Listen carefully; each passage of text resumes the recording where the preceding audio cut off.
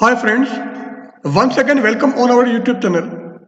This is the next lecture of power electronics in which we will discuss about single phase full wave bridge converter.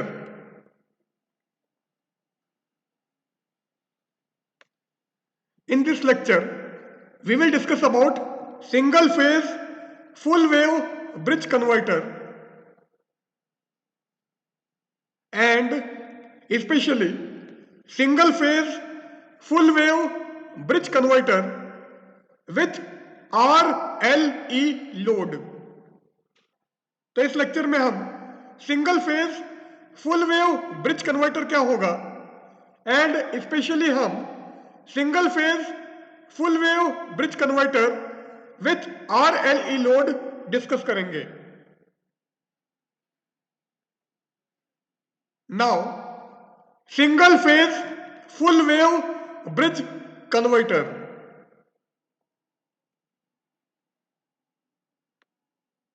और full wave bridge converter.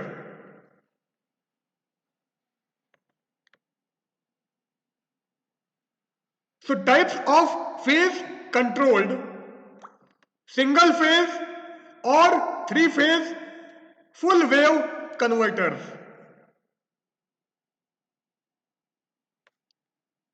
First one is uncontrolled converter. Uncontrolled converter means that converter whose output cannot be controlled. तो ऐसा converter जिसके output voltage को हम control नहीं कर सकते हैं वो हमारा अनकंट्रोल्ड कन्वर्टर होगा। और इस टाइप के कन्वर्टर में हम केवल डायोड का यूज करते हैं, थायरिस्टर यहां पर यूज नहीं होता है। सो एन अनकंट्रोल्ड कन्वर्टर और rectifier uses only diodes and the level of output voltage cannot be controlled. So uncontrolled converter ऐसा कन्वर्टर है जिसमें हम केवल डायोड यूज करते हैं। सो लोअर क्लासेस में जो आपने रेक्टिफायर पढ़ा है वो बेसिकली अनकंट्रोल्ड कन्वर्टर या रेक्टिफायर था, क्योंकि उसके आउटपुट वोल्टेज को कंट्रोल करना पॉसिबल नहीं था। और इस टाइप के रेक्टिफायर या कन्वर्टर में हम केवल डायोड यूज करते हैं। सो अगर हाफ वेव रेक्टिफायर है तो सिंपली एक डायोड से काम चल जाता है, एंड अगर फुल वेव रेक्टिफायर है then we use two diode. Next one is half controlled converter और सेमी कन्वर्टर। अब यहां पर नाम से क्लियर है कि इस कन्वर्टर के आउटपुट वोल्टेज को हम हाफ कंट्रोल कर सकते हैं, and this converter is also known as semi converter. इसका मतलब इस कन्वर्टर के अंदर हम डायोड एंड थायरिस्टर दोनों का यूज करेंगे, क्योंकि डायोड अनकंट्रोल्ड आउटपुट प्रोवाइड करता है जबकि थायरिस्टर कंट्रोल्ड आउटपुट प्रोवाइड करता है। सो सेमी कन्वर्टर है या हाफ कंट्रोल्ड कन्वर्टर है, इट मींस यहां पर डायोड एंड थायरिस्टर दोनों का हम यूज करेंगे। So it uses a mixture of diodes and thyristors, and there is a limited control over the level of DC output voltage. So इस converter में diode and thyristor दोनों को हम use करते हैं, एंड इसका जो डीसी आउटपुट वोल्टेज होगा वो लिमिटेड कंट्रोल होगा, कंप्लीट कंट्रोल नहीं होगा। Third one is fully controlled converter और full converter. So full converter या फुल्ली कंट्रोल्ड कन्वर्टर वो कन्वर्टर होगा जिसके आउटपुट वोल्टेज को हम कंप्लीटली कंट्रोल कर सकते हैं, एंड इसमें हम थारिस्टर्स का यूज करेंगे, डायोड का यहां पर कोई भी यूज नहीं होगा। So it uses thyristors only, and there is a wider control over the level of DC output voltage. So इस कन्वर्टर में ओनली हम थायरिस्टर यूज करते हैं, डायोड यहां पर यूज नहीं होगा, एंड आउटपुट वोल्टेज जो होगा वो हमारा कंप्लीटली कंट्रोल होगा।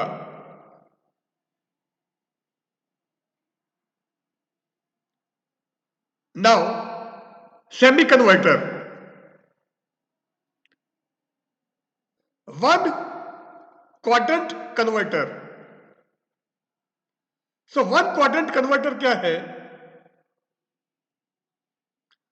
A one quadrant converter has one polarity of DC output voltage and current at its output terminal.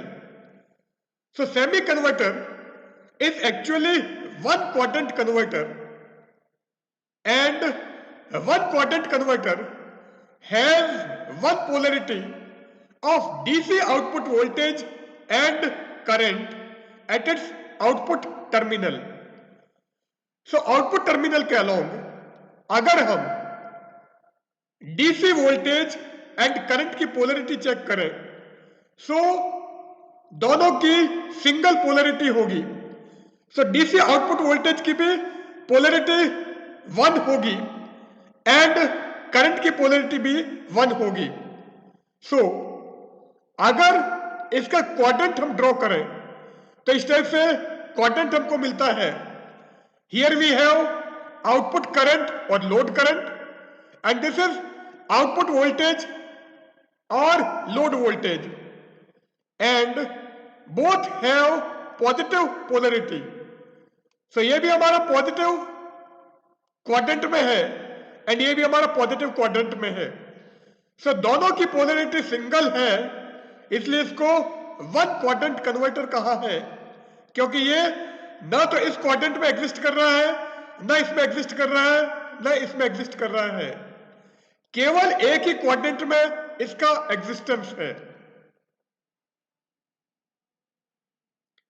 This is one quadrant converter.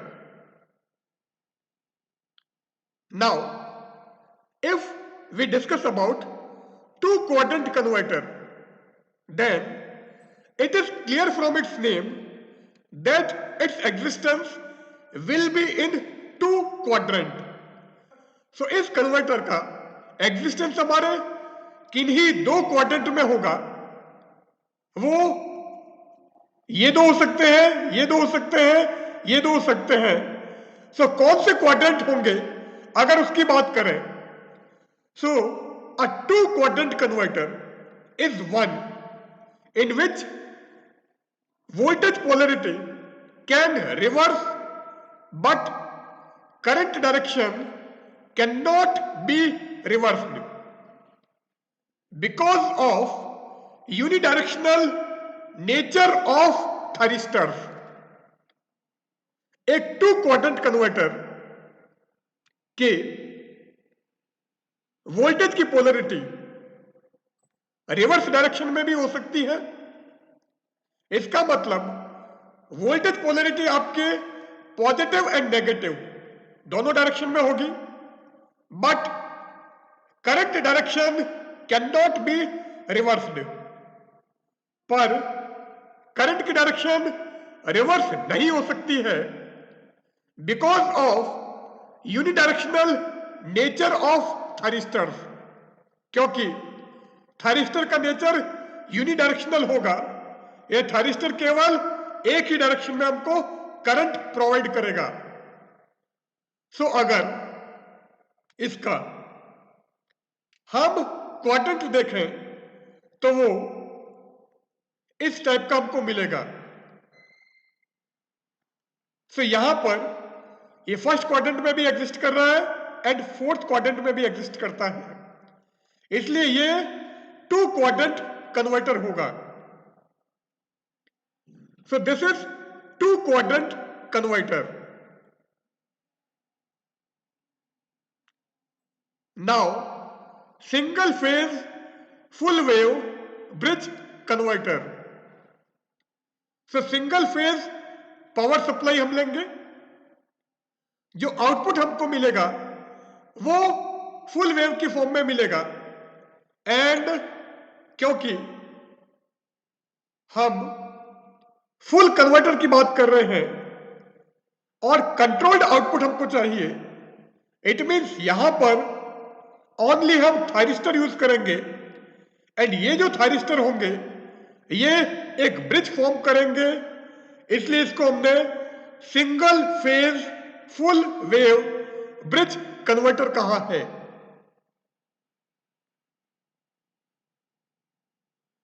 So single phase full wave bridge converter with RLE load, क्योंकि यहां पर load में हम एक resistor, एक inductor and एक battery लगाएंगे।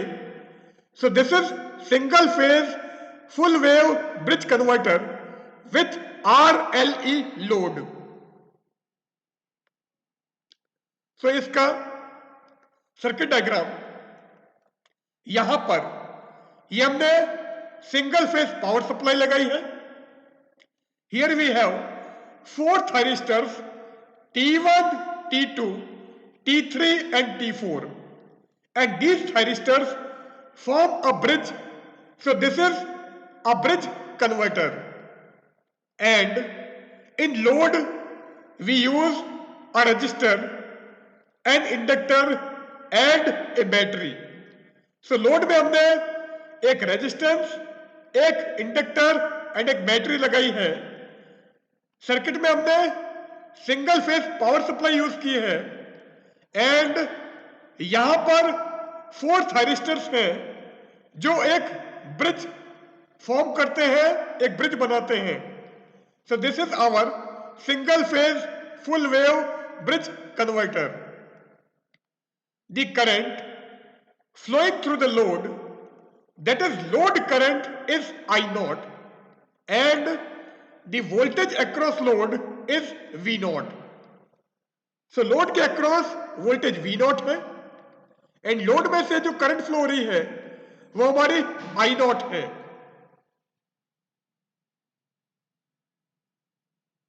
A single phase full wave bridge converter using thyristors or SCR with RLE load is shown in figure. Here T1 and T2 are simultaneously triggered and after pi radian T3 and T4 are triggered. So यहां हमने single phase power supply लगाई है। सो अगर first half cycle की हम बात करें, सो first half cycle में ये पॉजिटिव होगा, ये नेगेटिव होगा। इट मीन्स ये जो टर्मिनल ए है ये हमारा पॉजिटिव है एंड टर्मिनल बी हमारा नेगेटिव है। सो थायरिस्टर T1 का पी पार्ट पॉजिटिव टर्मिनल से जुड़ा है, जबकि थायरिस्टर T4 का एन टर्मिनल बैटरी के पॉजिटिव टर्मिनल से जुड़ा है। सो थायरिस्टर T1 हमारा फॉरवर्ड बायस में होगा, जबकि T4 हमारा रिवर्स बायस में होगा। अब अगर T3 एंड T2 की हम बात करें, सो ये B टर्मिनल हमारा नेगेटिव है और इस नेगेटिव टर्मिनल से थायरिस्टर T2 का एन टर्मिनल जुड़ा है, सो ये हमारा फॉरवर्ड बायस होगा, जबकि थायरिस्टर T3 का P टर्मिनल बैटरी के negative terminal means terminal B से जुड़ा है, सो this will be reverse bias. It means in first half cycle thyristor T1 and T2 are simultaneously triggered, and after pi radian means negative half cycle की बात कर रहे हैं. So negative half cycle में ये हमारा नेगेटिव हो जाएगा, ये पॉजिटिव हो जाएगा. सो ए हमारा negative and B positive. So T1 का P टर्मिनल A से जुड़ा है और A हमारा नेगेटिव है. इट मीन्स T1 हमारा रिवर्स बायस होगा और T4 का N टर्मिनल इस नेगेटिव टर्मिनल से जुड़ा है, इसलिए T4 हमारा फॉरवर्ड बायस होगा. इसी टाइप से अगर T2 एंड T3 देखें तो क्योंकि B हमारा पॉजिटिव है और इस पॉजिटिव टर्मिनल से T3 का P टर्मिनल जुड़ा है, so T3 become forward biased whereas T2 will be reverse biased. So first half cycle में T1 and T2 forward bias होंगे, जबकि T3 and T4 second half cycle में forward bias होंगे.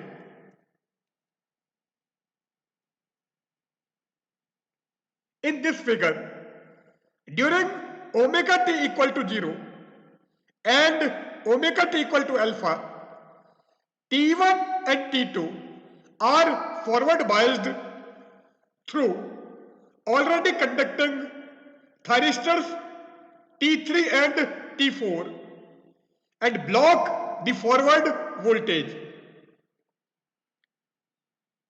So इस diagram में omega t equal to 0 पर and omega t equal to alpha पर T1 and T2 forward biased होंगे and these forward biased are through already conducting thyristors T3 and T4 and it blocks the forward voltage. For continuous current, thyristors T3 and T4 conduct after omega t equal to 0, even though these are reverse biased. So, अगर output में हमको continuous current चाहिए तो उसके लिए omega t equal to 0 पर चाहे T3 and T4 हमारे रिवर्स बायस हो, पर इस केस में ये हमारे कंडक्शन मोड में होने चाहिए, क्योंकि जब तक फायरिंग पल्स नहीं मिलेगी जो omega t equal to alpha पर मिलेगी, तब तक T1 and T2 conduction mode में नहीं आएंगे. सो अगर T3 and T4 omega t equal to 0 पर कंडक्शन मोड में नहीं हो तो ओमेगा टी इक्वल टू 0 से omega t equal to alpha तक हमको आउटपुट में कोई भी करंट नहीं मिलेगी.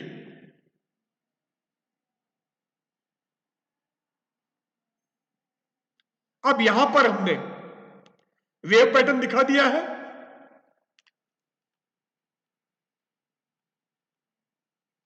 ये हमारा VAB के कारण और ये वाला VBA के कारण. सो T1 एंड T2 हमारी यहां से कंडक्ट होने स्टार्ट करेंगे, क्योंकि ये omega t equal to alpha है, सो यहां पर इसको फायरिंग पल्स मिलेगी, जबकि T3 and T4 omega t equal to pi plus alpha से कंडक्शन मोड में आएंगे.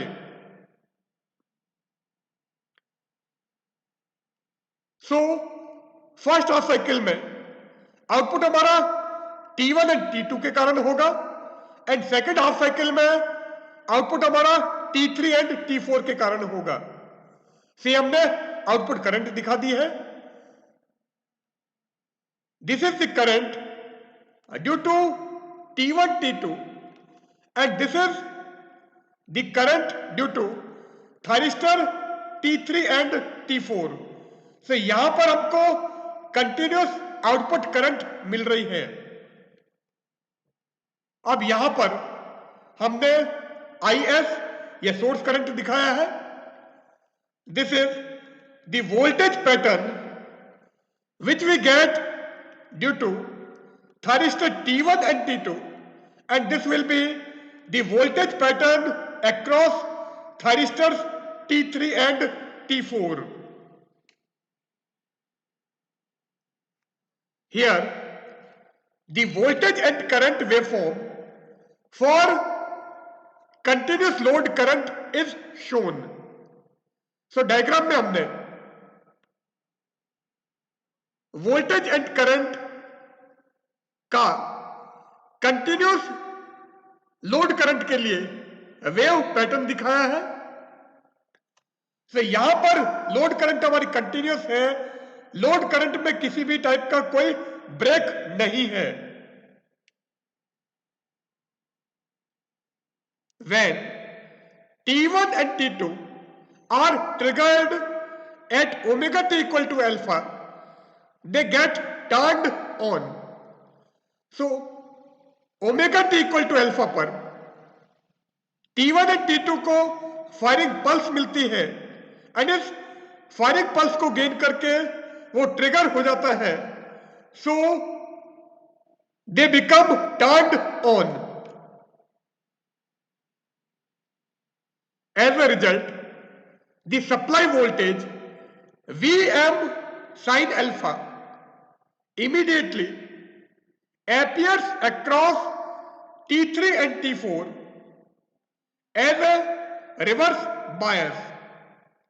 So they are turned off by natural or line commutation. So जैसे ही हमारे T1 और T2 ट्रिगर ऑन हो जाते हैं, immediately T3 and T4 reverse bias हो जाते हैं by supply voltage Vm sin alpha।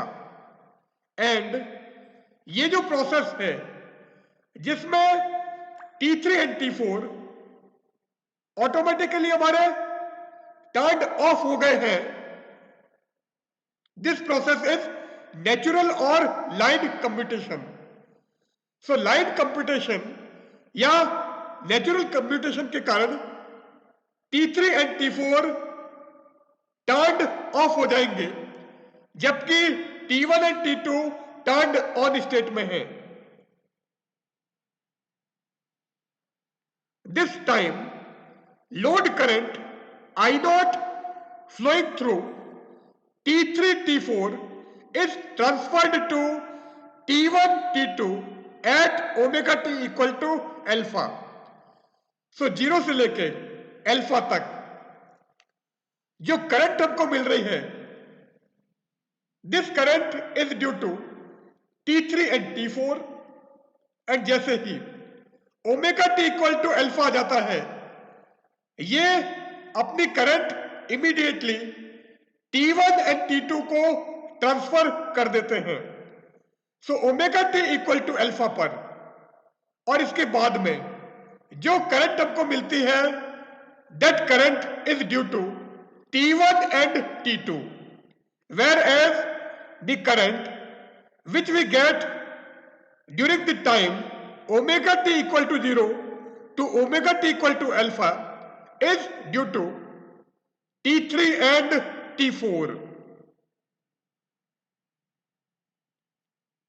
When T1, T2 are gated at omega t equal to alpha, these thyristors will get turned on only if Vm sin alpha is greater than E. So omega t equal to alpha पर T1 and T2 को gate current मिलती है, firing pulse मिलती है, पर ये thyristor केवल उसी कंडीशन में टर्न ऑन होंगे अगर supply voltage Vm sine alpha की वैल्यू लोड में हमने जो बैटरी लगाई है उसके ईएमएफ से ज्यादा हो। सो ये बैटरी का ईएमएफ है, सो इससे ज्यादा अगर Vm साइन अल्फा की वैल्यू है, सप्लाई वोल्टेज की वैल्यू है, तो thyristor T1 and T2 turn on होगा, अदरवाइज ऑन नहीं होगा।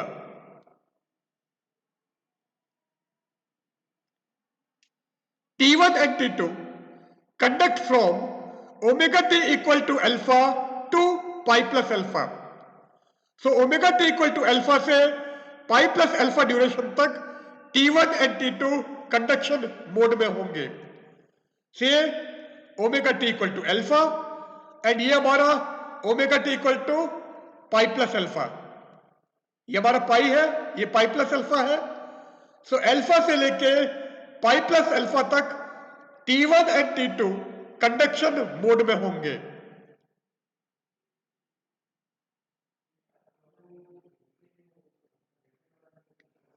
At omega t equal to pi plus alpha, forward biased SCR, that is T3 and T4 are triggered and the supply voltage turns off T1 and T2 by natural commutation and the load current is transferred from T1, T2 to T3 and T4. So जैसे ही omega t equal to पाई आ जाता है, SCR या thyristor T3 and T4 हमारे forward bias में आ जाते हैं, but omega t equal to pi plus alpha पर ये हमारे टर्न ऑन होंगे, कंडक्शन स्टेट में आएंगे। So omega t equal to pi to omega t equal to pi plus alpha, हमको जो लोड करंट मिलेगी वो load current due to thyristor T1 and T2 होगी, थायरिस्टर T3 एंड T4 के कारण नहीं होगी। So at omega t equal to pi plus alpha, forward biased SCR और forward biased thyristors T3 T4 are triggered and the supply voltage turns off T1 and T2 by natural or line commutation. At this time, the load current is transferred from T1 T2 to T3 T4. So omega t equal to pi plus alpha पर forward biased thyristors T3 and T4 trigger on होंगे and supply voltage से T1 and T2 natural commutation process के through trigger of हो जाएंगे और इस condition में load current हमारी थायरिस्टर T1 T2 से थायरिस्टर T3 T4 को ट्रांसफर होगी। During alpha to pi, source voltage and source current are positive. Therefore, power flows from AC source to load. अब अल्फा से पाई ड्यूरेशन में हमारा source voltage positive है, source current भी positive है, इसका मतलब पावर की वैल्यू पॉजिटिव होगी एंड ये पावर एसी सोर्स से लोड को ट्रांसफर होगी। During pi to pi plus alpha, source voltage is negative, but source current is positive. Therefore, the load returns some of its energy to the supply system, but the net power flows from AC source to DC load. Pi से pi plus alpha duration में Vs हमारा negative होता है but Is हमारा positive होता है. इसलिए load supply system की जो एनर्जी है उस एनर्जी का कुछ पोर्शन वापस सप्लाई सिस्टम को ट्रांसफर करता है. सो इस ड्यूरेशन में लोड अपनी कुछ एनर्जी का पार्ट सप्लाई सिस्टम को ट्रांसफर करता है बट नेट पावर फ्लो है वो अभी भी हमारा एसी सोर्स से डीसी लोड को ही होगा because pi minus alpha is greater than alpha. क्योंकि पाई माइनस अल्फा की वैल्यू अल्फा से ज्यादा है इसलिए अभी भी नेट पावर हमारी सोर्स से डीसी लोड को ट्रांसफर होगी, फ्लो होगी.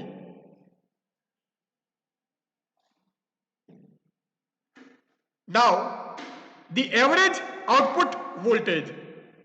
अब एवरेज आउटपुट वोल्टेज की बात करें so V naught equal to capital V का मतलब एवरेज वैल्यू.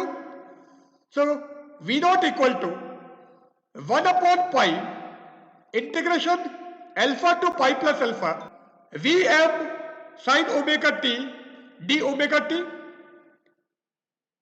क्योंकि थायरिस्टर हमारा अल्फा से पाई प्लस अल्फा ड्यूरेशन में काम कर रहा है फर्स्ट हाफ साइकिल में. इसी तरह से सेकंड हाफ साइकिल की भी बात करोगे तो वहां पर पाई प्लस अल्फा से 2 पाई प्लस अल्फा ड्यूरेशन में काम करेगा. सो एवरेज आउटपुट वोल्टेज के लिए हम केवल ये लिमिट लेते हैं. सो साइन ओमेगा टी का ओमेगा टी के रेस्पेक्ट में इंटीग्रेशन लोगे तो यह आ जाएगा minus cos omega t. So V naught equal to V M upon pi minus cos omega t and limit of integration from alpha to pi plus alpha. So इस negative के कारण पहले हम लोअर लिमिट ले लेते हैं and then upper limit. सो पहले omega T की जगह आप अल्फा रखोगे एंड फिर ओमेगा टी की जगह हम पाई प्लस अल्फा रखेंगे. सो ये हो जाएगा V M upon pi cos alpha minus cos pi plus alpha and cos pi plus alpha minus cos alpha होता है इसलिए ये नेगेटिव साइन और यहां से माइनस कॉस अल्फा आएगा से हमारा प्लस कॉस अल्फा हो जाएगा. So this will be twice cos alpha. So average output voltage will be twice V M upon pi cos alpha.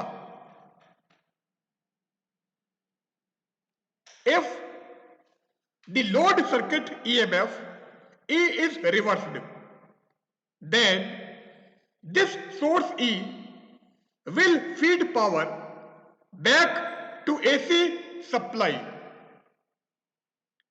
And this operation of full converter is known as inverter operation of the converter.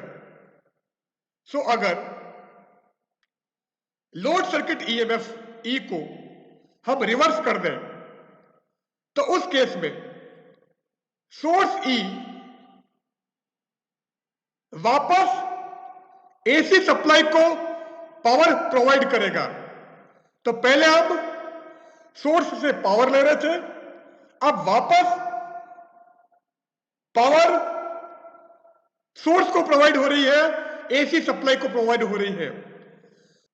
सो ये जो full converter का operation है इसको हम inverter operation कहते हैं। So this is the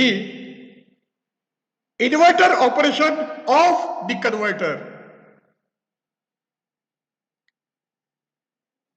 the full converter with firing angle delay greater than 90 degree is called line commutated inverter। सो अगर full converter का firing delay angle alpha 90 degree से ज्यादा हो तो इस टाइप का कन्वर्टर को हम लाइन कम्यूटेटेड इन्वर्टर कहेंगे। The circuit turn-off time for both converter and inverter operation is pi minus alpha upon omega। सो चाहे आप कन्वर्टर ऑपरेशन की बात करो या इन्वर्टर ऑपरेशन की बात करो, दोनों के लिए सर्किट का टर्न ऑफ टाइम पाई माइनस अल्फा अपॉन ओमेगा होगा।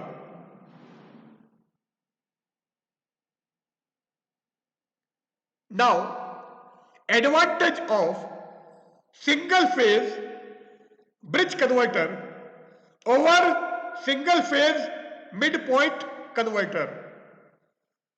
तो लास्ट टर्न पे हमने या पिछले लेक्चर में हमने single phase mid point converter की बात की थी। यहां पर हम सिंगल फेज ब्रिज कन्वर्टर को एक्सप्लेन कर रहे थे।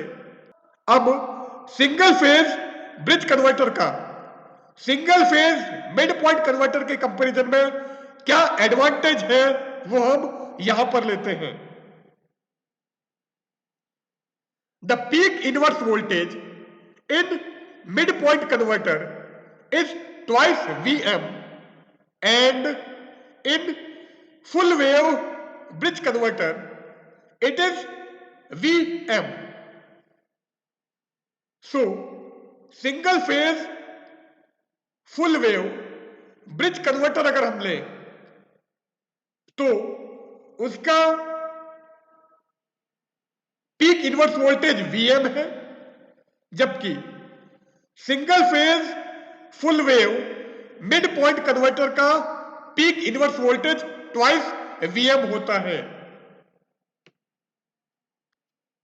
For the same voltage and current rating of SCR power handed by midpoint converter is about half of that bridge converter। so bridge converter का जो पावर हैंडल कैपेसिटी है वो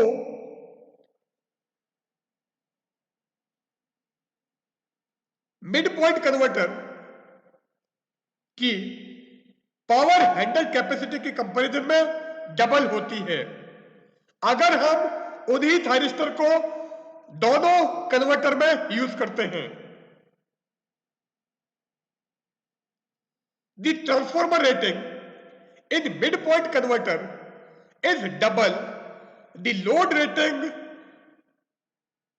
however is not the case in single phase bridge converter। Mid point converter के transformer की rating load rating के comparison में double होती है, जबकि सिंगल फेज ब्रिज कन्वर्टर में ऐसा नहीं होता है। सो यहां पर हम हमारा टॉपिक एंड करते हैं।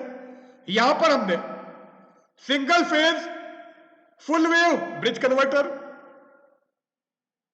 कितने टाइप के कंट्रोल कन्वर्टर होंगे एंड स्पेशली हमने single phase full wave bridge converter with RLE load discuss किया है। So good bye.